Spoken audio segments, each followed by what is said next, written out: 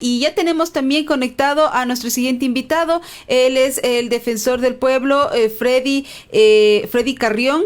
Él es licenciado en Ciencias Jurídicas, abogado y doctor en jurisprudencia, ex docente de algunas universidades nacionales y también ha recibido condecoraciones por parte del municipio de Quito y de la Asamblea Nacional. Bienvenido, Freddy Carrión. ¿Cómo le va, señor defensor del pueblo? Hola, buenos días. ¿Cómo están? Muchas gracias por la invitación. Un afectuoso saludo a quienes nos ven y nos escuchan por Wamba. Encantado de estar aquí. Bien, bueno, la Defensoría del Pueblo ha estado denunciando tanto en el ámbito penal como en lo político diferentes funcionarios del presente gobierno.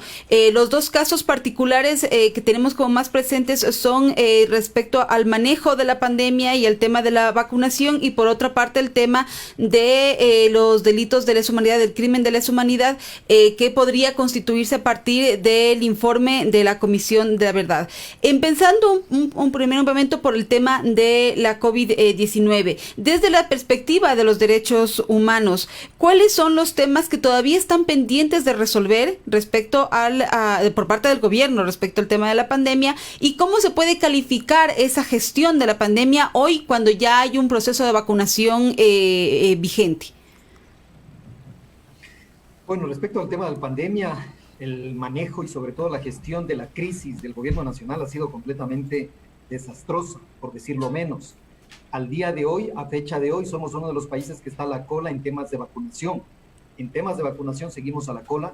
Adicionalmente, en el tema de la atención a la pandemia, miren que no hemos articulado una política de salud integral. El sistema de salud sigue siendo débil o se encuentra debilitado, precario, no puede dar una atención adecuada, eficiente.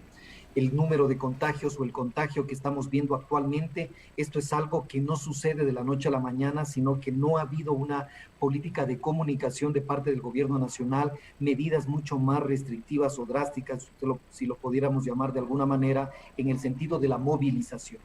Desde Navidad, desde las fiestas de Navidad se venía advirtiendo de que los feriados, en lugar de promover o de reactivar económicamente a la economía en el país, lo que iba a hacer o iba a tener es un impacto directo en la propia salud de la población.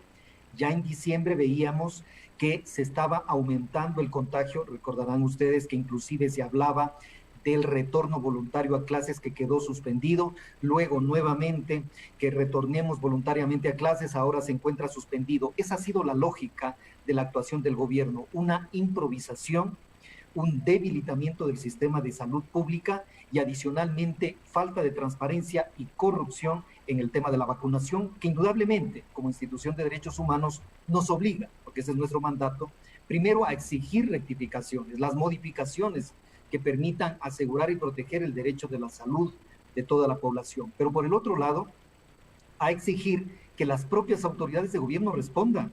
No es posible que un ministro de salud haya con total desparpajo, se haya vacunado él, cuando no formaba parte de las personas de riesgo, ni se encontraba dentro de los grupos de atención prioritario, luego haya vacunado a su mamá, de lo que tenemos entendido también vacunó a su suegra, es decir, primero yo, mis familiares y luego el pueblo ecuatoriano, aprovechándose de una condición de privilegio que es el cargo público, que nos obliga a dejar a un lado, anteponer los intereses personales sobre el interés público. El interés público es el que debe estar privilegiándose y como no se lo ha hecho, por supuesto que hemos presentado varias acciones. La una, de incumplimiento ante la Corte Constitucional para que sea destituido. Claro, esta se la presentó en el momento en que él estaba en funciones. Y la otra es ante la propia Fiscalía General de la Nación, también en funciones, para que sea él investigado por peculado y tráfico de influencias por el desastroso manejo en cuanto al plan de vacunación, que como ustedes y todo el pueblo ecuatoriano lo conoce, nos enteramos por boca del presidente de la República a los 2 meses de anunciado el plan de vacunación, que no ha existido plan. Ese es el manejo que tiene el gobierno nacional de la pandemia y del plan de vacunación. Además que, escuchándole, señor defensor, este es un tema que se tendrá que dar seguimiento con el siguiente gobierno y que las diferentes instancias deberán de corregir las omisiones e implementar planes reales sobre el tema de la vacunación. Al inicio del programa yo mencionaba que en estos últimos años, con mucha más fuerza, la Defensoría del Pueblo ha tomado una relevancia, una actoría en tanto a la exigencia y al seguimiento que tiene que ver con las políticas públicas relacionadas con los derechos humanos. ¿Usted continuará en el cargo durante el próximo gobierno, sea el candidato Lasso o el candidato Arauz? El nuevo presidente se lo definirá este domingo en elecciones. Directamente a usted se le ha nombrado, se le ha acusado de tener cercanía con una tendencia del anterior gobierno, hablamos del expresidente Correa, en el escenario de que sea Andrés Arauz el candidato que gane la presidencia. ¿Cómo mantendrá usted la defensa de derechos humanos con el próximo gobierno? Le pregunto esto porque en el 2011 el defensor del pueblo, Fernando Gutiérrez, elaboró el informe sobre la criminalización de la protesta social a defensores de derechos humanos y de la naturaleza. Lo recordamos, ese informe, porque en ese se aseguraba durante el gobierno de Correa hubo una política de criminalización, pero luego llegó al cargo un nuevo funcionario en ese espacio en donde se encuentra usted, el señor Ramiro Rivadeneira, y que negó esta política de criminalización. Entonces, hay quizá una cercanía, una consecuencia entre los espacios de representación política y las políticas que se aplican en los determinados gobiernos. Esto es una preocupación que tenemos. ¿Viene un siguiente gobierno? ¿Se detendrán estas acciones de investigación y de exigencia o continuarán con la misma vehemencia con las que se ha tenido desde octubre del 2019, incluso un poco antes? Mire, yo creo que lo que le hace bien a la democracia, a los regímenes de derecho, es tener instituciones independientes, autónomas. La Defensoría del Pueblo, la Función Judicial, Fiscalía General del Estado, Contraloría, las superintendencias, tenemos un papel fundamental para poder sostenerlo al régimen de derecho. En el momento en que el Ejecutivo coopta a todas las instituciones, se resquebraja este equilibrio necesario. Porque lo voy a poner en contexto. Yo fui designado en el 2019 en el gobierno del actual presidente Lenín Moreno, que se aducía de que prácticamente el Consejo de Participación Ciudadana transitorio de una u otra manera tenía la orientación o el dictado del propio gobierno nacional en cuanto a la elección de las autoridades. Cuando fui el designado, al inicio, indudablemente que existe una relación cordial, diplomática, si usted lo puede llamar de alguna manera, con el propio gobierno, porque uno, como autoridad, no está aquí para enfrentarse ni para generar ningún tipo de contradicciones sin fundamento alguno. Durante ese tiempo siempre manteníamos una coordinación y una cooperación, porque de eso se trata, como digo, estas funciones. A partir de octubre se quiebra esta supuesta relación, llamémosla así, porque obviamente se determinaron vulneraciones a los derechos humanos, en donde en mi papel de defensor del pueblo no me podía caber de que yo me podía hacer al lado del gobierno, simple y llanamente porque mi función es defender al ciudadano de a pie, al ciudadano que no tiene el poder, que el único poder que tiene son sus derechos, para exigirle frente a un Estado que se limite en cuanto a el ejercicio de ese poder y no vulnere ni atente contra los derechos. Esa debe ser siempre la condición de todas las autoridades, y en el caso particular de la Defensoría del Pueblo se deben mantener. El próximo gobierno, sea del gobierno de Andrés Arauz, sea el gobierno de Guillermo Lasso, la Defensoría del Pueblo deberá mantenerse junto al ciudadano, junto al pueblo ecuatoriano, defendiendo sus derechos. El poder no necesita que se lo defienda, el poder tiene la estructura y la fuerza necesaria para imponerse, el ciudadano no, independientemente de cualquier condición o afiliación política. Uno puede tener cierta afiliación política, tendencia, ideología, como usted quiera llamarlo, pero en cuanto al ejercicio de una función tan noble como es la protección de los derechos humanos, uno tiene que estar convencido de que el lado nuestro es junto al ciudadano. Efectivamente, hay algunos temas de que me han asimilado como que yo soy o tengo simpatía con uno o tal candidato, pero no lo he dicho yo, lo ha dicho el propio gobierno cuando yo publico un informe de la Comisión de la Verdad, que yo no lo elaboré, lo elaboraron una comisión integrada por 3 personas que inclusive han sido muy críticos con el correísmo. Ahí tenemos ya el primer elemento en donde nos preocupamos, de que esta Comisión de la Verdad no sea integrada por personas afines a una determinada tendencia, porque eso indudablemente le iba a restar objetividad. Por ello, estas 3 comisionados no te representan una tendencia, de hecho son o no tienen una ideología, se han mostrado muy abiertos, objetivos. Uno de ellos, inclusive, podría alguien decirle, usted es más de la otra tendencia, del caso de Guillermo Lasso, antes que de los correístas. Y mire que su trabajo, él mismo lo ha sostenido y ha llegado a determinar que hubieron vulneraciones a los derechos humanos. Pero el gobierno aduce de que al presentar este informe, primero manipulando, porque lo afirma de que yo soy, o que yo de que yo entregué este informe, es decir, que el informe es del defensor del pueblo, primer gran error. El segundo punto dice, justo le entregan ahora en segunda vuelta, cuando eso va a beneficiar a un candidato y perjudicar a otro. Y ahí, para mí, hay una reflexión fundamental.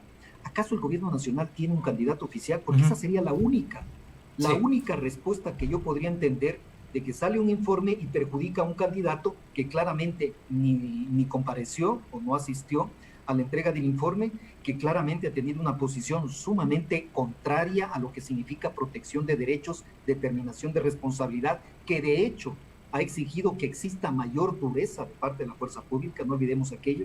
Entonces, el informe del defensor del pueblo no tiene orientación ideológica. Otra cosa es que los actores políticos en estos momentos, de acuerdo a sus propias declaraciones, se han definido en una o en otra línea de aceptación, o más bien de oposición a este informe, que en eso es importante que lo consideren. Y justo marcando, señor defensor, el tema del informe, eminentemente tiene una carga política en tanto que analiza acontecimientos dados por una administración de gobierno y que genera una política de gobierno. Estamos hablando de la política de seguridad.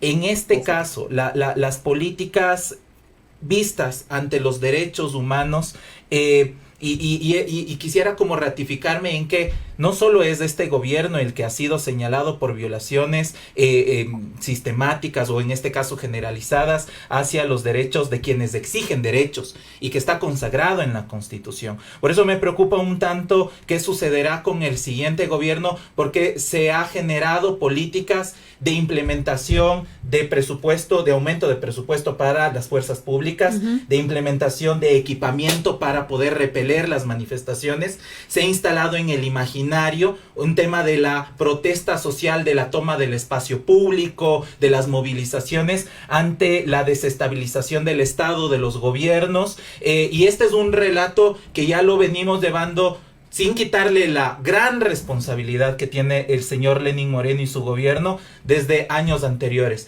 ¿Cómo exigir que este informe sea un punto de quiebre real, sistematizado, estadístico, para que dé un vuelco el siguiente gobierno y exigirle el respeto de los derechos humanos? A mí me preocupa una situación que usted ya lo ha mencionado. Cuando se hizo el lanzamiento del informe de la Comisión de la Verdad, cuando se lo entregó al país, porque este era el objetivo, entregarle al pueblo ecuatoriano un informe que da a conocer la verdad, no la posición oficial, sino una verdad, la verdad que sale de los hechos. Se los invitó a los candidatos presidenciales, incluido Yacu Pérez, porque en esos momentos no se tenía a ciencia cierta ya definido quién pasaba al balotaje. A los 3 candidatos, Arauz, Lasso y Pérez. Solo uno asistió, ni siquiera Yacu Pérez, que formó parte, que fue protagonista, no asistió. ¿Por qué? No lo sabemos. ¿Pero con qué finalidad lo invitamos? Porque dentro del informe de la Comisión de la Verdad hay recomendaciones. Una de ellas es que se tiene que dar un acompañamiento a las víctimas. Ninguna de las víctimas ha tenido una asistencia, ha tenido un acompañamiento, ha tenido una ayuda de parte del Estado para que puedan retomar sus proyectos de vida. Muchos de ellos tienen traumas. El haber perdido un ojo genera un trauma, genera una coacción psicológica que indudablemente tiene que llevarse, tiene que sobrellevarse, y para eso es fundamental que exista de parte de las autoridades de salud, del Ministerio de Salud, inclusive a través de ayudas económicas para que ellos puedan reactivarse económica y personalmente. No se ha tenido. Por ello era fundamental que concurran los candidatos, porque cualquiera de ellos tiene que comprometerse a seguir con las recomendaciones, a acatar esas recomendaciones, a realizar un acompañamiento hasta judicial para que todas aquellas víctimas obtengan una justicia reparativa. Ese es el compromiso del próximo gobierno. Y dentro de ese compromiso, algo que es completamente ineludible es que si realmente queremos superar esta fragmentación que en estos momentos se encuentra el país, una polarización entre correístas, anticorreístas, que incluso ya está llegando a niveles sumamente violentos. Lo que vimos en octubre es una realidad que está sucediendo en el Ecuador, completamente polarizados, con una gran población ecuatoriana que está sumida en la pobreza y en la extrema pobreza. 1 de cada 3 ecuatorianos está en la situación de pobreza. Eso debe llamar a la reflexión no solo de un gobierno, sino de toda la sociedad civil, porque si no empezamos a articular medidas que traten de incluir a la población que se encuentra en estos momentos en situación de vulnerabilidad, si no generamos una política enfocada en derechos humanos, por más que sea una política fiscal o económica, si no tiene un componente de derechos humanos, lo que estamos haciendo es que octubre se vuelva a reeditar cada vez en cuando exista algún tema de descontento. Entonces, si no somos capaces como país de procesar un conflicto sobre la base del diálogo, sino que tiene que ser todo a través de la fuerza, lo que usted mencionaba, tengo que comprar más armamento porque el armamento incluso lo utilicé hasta caducado, dada la gran dimensión de la protesta, pues tendrá un país ya no solo polarizado, fragmentado, sino en plena guerra civil. En plena guerra civil empezaremos unos contra otros ecuatorianos, y eso es una tarea del Estado. Este informe da cuenta de la gran violencia que se presentó en la protesta, de la gran represión, de ese uso excesivo de la fuerza que es necesario para poder lograr niveles de reconciliación nacional que partan de una política del Estado, de reencontrarnos, llamémoslo el término. Se requiere de parte de las autoridades que empecemos a dialogar, a establecer una política clara, partiendo de algo que es fundamental: la verdad. La verdad ya la tenemos con la Comisión de la Verdad que emitió su informe. Ahora nos queda la justicia, porque una víctima que no haya sido reparada en sus derechos, que no obtenga justicia sobre algo tan grave como las vulneraciones a los derechos humanos, no se puede hablar de ningún proceso de reconciliación, e indudablemente seguiremos con un país completamente dividido y sobre todo excluido, con la gran cantidad de la población, o la gran mayoría de la población excluida del sistema social ecuatoriano. Señor defensor, como parte de las competencias que tiene Defensoría es también el seguimiento al debido proceso, precisamente el debido proceso, digamos, de cualquier proceso judicial. La Defensoría ya puso una denuncia sobre delitos de lesa humanidad contra el gobierno en la Fiscalía. A esta se le une una anterior que hubo ya de parte del movimiento indígena, que también puso una denuncia similar. Mi pregunta es si saben cuál es la situación de esa denuncia, en primer lugar, y segundo lugar, esa denuncia, cómo afecta, cómo es diferente, digamos, a las que ya existen en este momento y que se entiende que Fiscalía ya está investigando por las ejecuciones extrajudiciales que ocurrieron durante octubre. Entiendo que ya hay procesos abiertos, que es la dirección de la Comisión de la Verdad en la Fiscalía, o la que era, ahorita es, creo, Dirección de Derechos Humanos, antes se llamaba Dirección de la Comisión de la Verdad, la que estaba dando seguimiento a estos casos. ¿Ha hecho la Defensoría un seguimiento de esos casos que ya están en proceso? ¿Cómo afecta un proceso al otro? ¿Existe, digamos, una intervención ahí? ¿Hay algún conocimiento sobre cuál es la condición de esos casos en este momento? Sí, bueno, yo creo que ahí lo pondría en dos partes. La primera, lo que usted mencionaba. Efectivamente, la CONAIE presentó una denuncia por delitos de lesa humanidad, pero la CONAIE, a diferencia de la Defensoría del Pueblo, partió con esa denuncia de su propio reclamo. Ellos fueron los sujetos agredidos o las víctimas. En función de eso, de esa condición de víctimas, presentan una denuncia. Indudablemente una denuncia que deberá ser investigada y todo lo demás.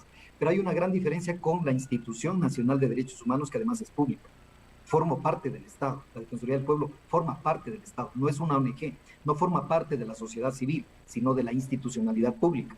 Por lo tanto, ahí tenemos un mayor, digamos así, no valor, sino un mayor peso institucional, porque no es una organización no gubernamental, con todo indudablemente el respeto que se merece, porque no parte de la sociedad civil. Y en segundo punto, esta denuncia que presenté de delitos de lesa humanidad parte de un informe, de un proceso de investigación, en donde comisionados llegan a determinar sobre el marco de la investigación, sobre la recepción de testimonios, porque usted como denunciante, como víctima de un delito, dice, ¿saben qué? Yo presento esta denuncia porque a mí me han afectado los derechos. Perfecto.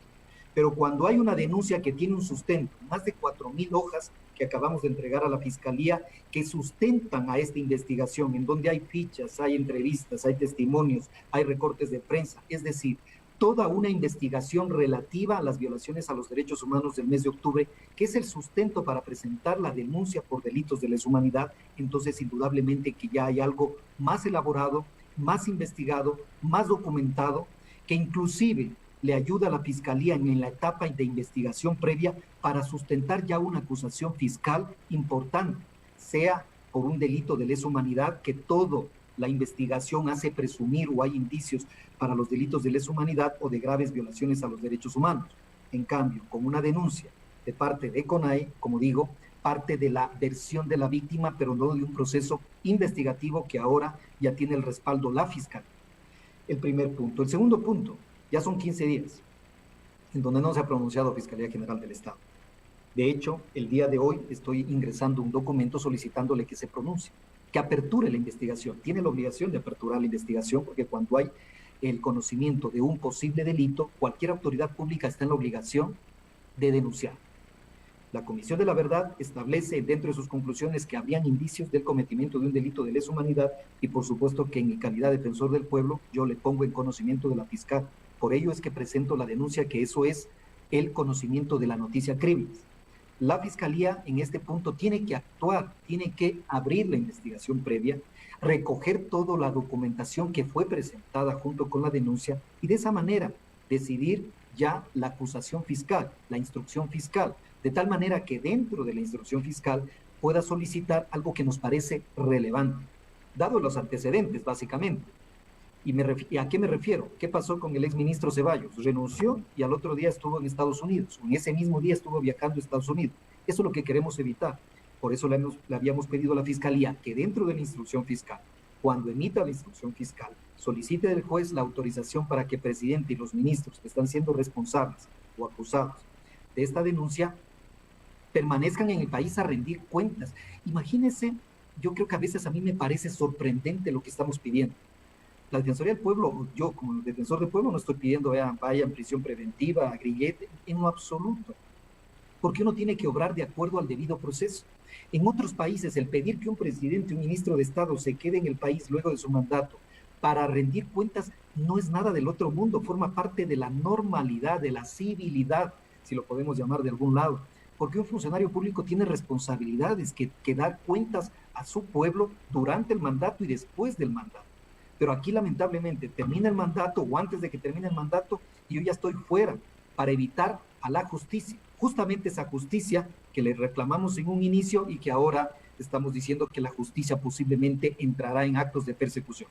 Imaginémonos el doble juego. Por eso es importante que esta denuncia se la tramite, se abra la investigación previa, porque las otras denuncias que usted hacía mención están relacionadas con delitos específicos, por ejemplo, arrogación de funciones o incumplimiento de las funciones o de las tareas de los funcionarios públicos para hacer mención al uso excesivo de la fuerza.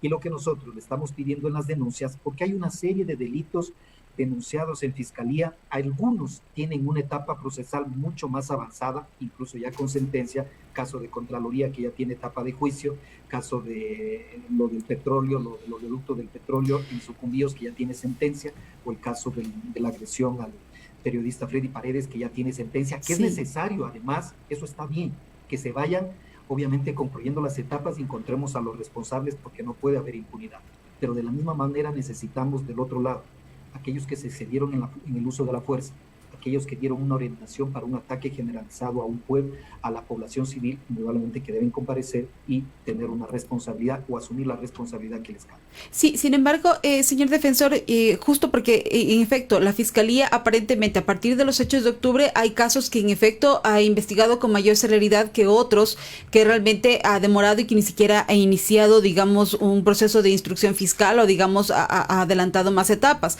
Y precisamente me refería a los casos de las muertes, porque los casos de las muertes en efecto ya estaban, o sea, a las pocas semanas de terminado el paro ya había, digamos, la denuncia, la presencia, digamos, y se supone que ya una investigación, había iniciado investigación la Fiscalía, sin embargo, no hemos conocido respuestas sobre eso, y por eso le preguntaba, ¿la denuncia por delito de lesa humanidad interfiere de alguna manera con la investigación de la otra? ¿Interfiere o son dos cosas diferentes? Esa era como más o menos mi pregunta. Y aprovecho este momento también para preguntarle de qué garantías tenemos de que en efecto la documentación que se envía desde el trabajo realizado de la Comisión de la Verdad, realmente la Fiscalía pueda acogerlo como parte de su investigación, porque ya tenemos un antecedente, y el antecedente es el informe de la Comisión de la Verdad anterior.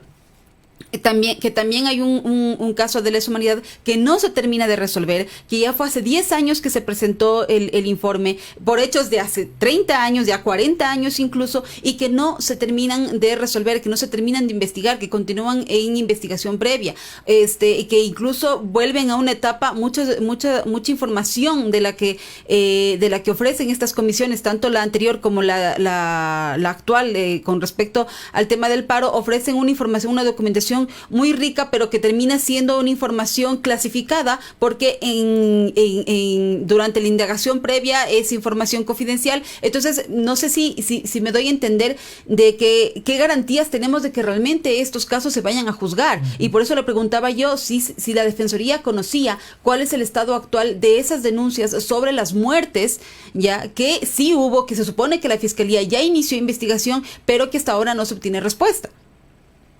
Sí, efectivamente. A ver, en la Fiscalía se presentaron denuncias por el tema del asesinato, bueno, lo pusieron como un tema de asesinato de Edgar Yucaya, por ejemplo, que ese es uno de los temas más recientes o que ha tenido de una otra manera cierto avance procesal.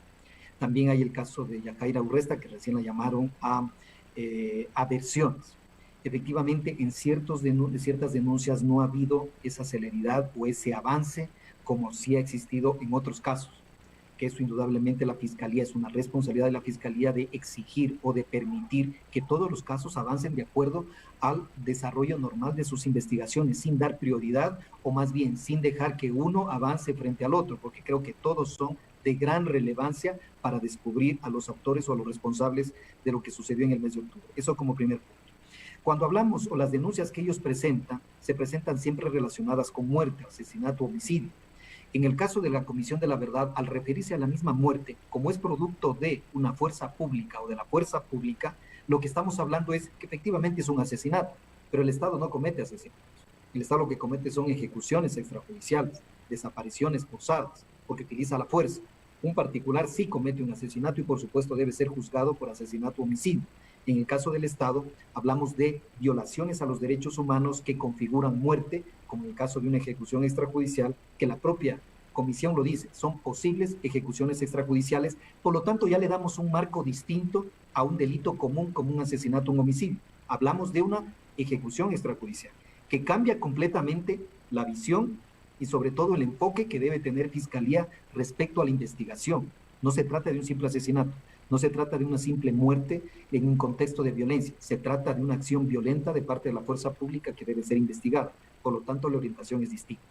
Al presentar esta denuncia lo que hacemos es recauzar las investigaciones y además le pedimos a Fiscalía, existen estos procesos que se encuentran ya en Fiscalía, reoriéntelos, englóbelos en un solo tipo penal, delitos de lesa humanidad, investíguelos. Usted podrá llegar a determinar si caben o no caben, pero en todo caso los ponemos en la órbita de graves violaciones a los derechos humanos, en donde la misión de la Fiscalía ya es distinta frente a la delincuencia común. El punto 1. El punto 2, indudable, de que garantías para que esto surja, para que esto se desarrolle, para que continúe, depende de las autoridades. Lo que usted mencionaba en el 2010 fue así. Tomemos en cuenta que la Comisión de la Verdad es un organismo extrajudicial, no es un organismo judicial. No puede establecer pruebas, sino solamente indicios probatorios. Por eso le hemos presentado a la Fiscalía para que en esta etapa de investigación previa evalúe. Y de esa prueba ya tendrá, o esos indicios probatorios, lo que tendrá que hacer ya en una etapa de juicio, formalizar la prueba, solicitar la prueba a la Fiscalía, apropiarse de la prueba y presentarla para que esto sea legal. Por el momento, la Comisión de la Verdad entrega un proceso de investigación con nombres, resultados, lugares, descripciones que a la Fiscalía ya le permite tener un marco adecuado por donde debe ir una investigación y luego ir solicitando la prueba que hace mención la Comisión de la Verdad para incorporarla a un proceso penal y que esa prueba sea válida. Lo mismo sucedió en el 2010, la Fiscalía no es que tomó el informe de la Comisión de la Verdad y lo adjuntó como prueba, porque eso sería prueba inválida, sino que tuvo el conocimiento del delito, de los hechos, de los nombres, de los lugares, de la descripción en cómo se dio, y de esa manera empezó a pedir la prueba que era relevante para la Fiscalía y poder sustanciar un proceso penal. Lo que esperamos es que se haga eso, que no se demore tanto tiempo, 10 años como sucedió en la Comisión de la Verdad anterior, porque eso vuelve nuevamente a generar una sensación de inseguridad, de inestabilidad, de falta de confianza de las instituciones, pero sobre todo, y esto es lo más grave, de impunidad. Y cuando la impunidad se implanta en un determinado país, no hay institución que valga. Muchísimas gracias. Muchísimas gracias, doctor Federico. Estuvimos con el doctor Federico Carrión, defensor del pueblo. Gracias por su tiempo y esperamos contar con usted en otra ocasión también. Sí, tenemos en nuestras manos, antes de que se nos vaya de la entrevista, creemos, independientemente de la coyuntura electoral, de la disputa política que pueda generar este documento del informe de la Comisión Especial para la Verdad y la Justicia respecto a los derechos ocurridos en Ecuador entre el 3 y el 16 de octubre del 2019. Importante abrirlo al debate público, conversarlo, reflexionarlo, porque es el tipo de país que estamos construyendo y que se exigen desde el espacio de los derechos humanos, y le comprometemos desde ya, y claro, mi pregunta al inicio de esta entrevista estaba direccionada a eso, a sostener una institucionalidad de exigencia de derechos humanos. Sabemos que usted tendrá funciones y acciones en el siguiente gobierno, y así conversaremos y veremos un poco más, porque parecería que este informe es de conocimiento público, pero hay algunos datos que hay que seguirlos informando, y de eso conversaremos en una siguiente entrevista. Así es, muchísimas gracias, ¿no? Y aplaudo y festejo que medios como los de ustedes, como Wambra, puedan dedicarse a debatir un informe que es fundamental. Lo que le estamos pidiendo al país es que lo debatan, lo lean, lo conozcan, reflexionemos y analizamos lo que dice el informe. Lamentablemente no ha tenido la misma cobertura en medios de comunicación nacionales que han establecido una posición determinada, y eso le hace mal al país, porque lo que estamos pidiendo es que este informe tenga la validez, la importancia que justamente debe tener por los contextos del mes de octubre, y que nos permita conocer la verdad, discutirla, debatirla, y sobre la base de eso iniciar procesos de recuperación, de reconciliación nacional, porque lo que sucedió en el mes de octubre, la consigna debe ser que nunca más se vuelvan a repetir. Muchas gracias.